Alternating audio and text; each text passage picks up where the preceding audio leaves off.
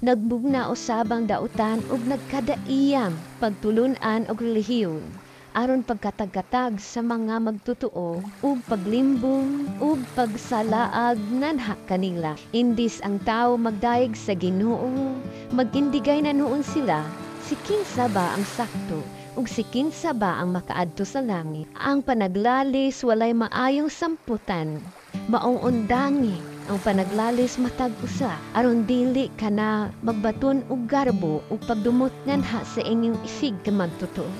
Hinumdumi na ikaw tao usab. Wala kanimo ang gahom si kinsa ang dapat maluwas.